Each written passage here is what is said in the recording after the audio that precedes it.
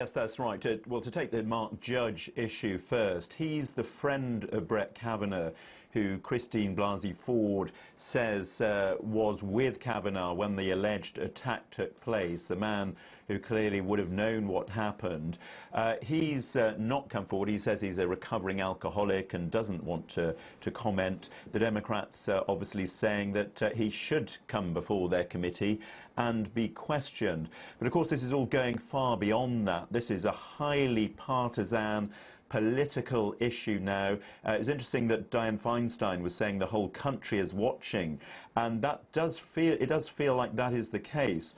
This goes well beyond the so-called Washington bubble, and it really does sum up the polarization in this country at the moment.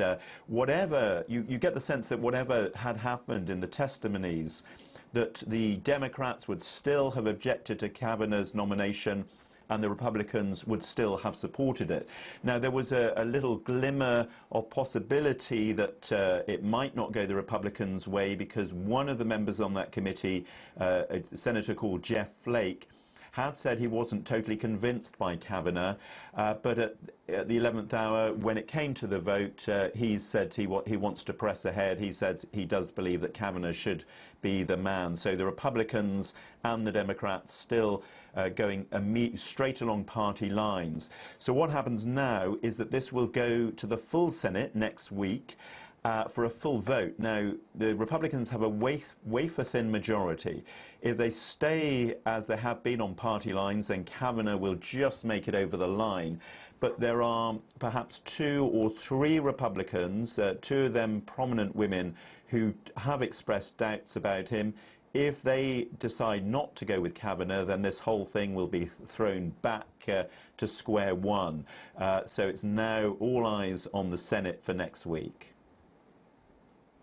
And of course, one of the things that will be weighing on the Republicans is that the midterms are coming up.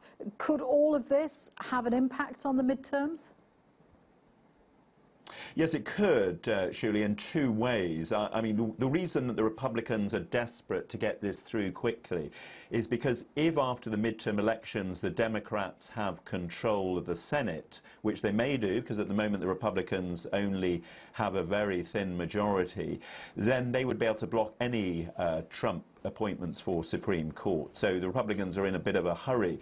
The other way this all plays into it is that at the moment Donald Trump's rating among women is about 1/3 of the country, something like 29%. So if people if more and more women are turned off by the approach to the accuser, Christine Blasey Ford, if they see it all as a pattern of demeaning women, then more women might actually vote against the Republicans in those midterms. So it may have an effect on the final Republican vote. Obviously, that's something that's just pure guesswork at the moment. But yeah, it certainly could be a factor.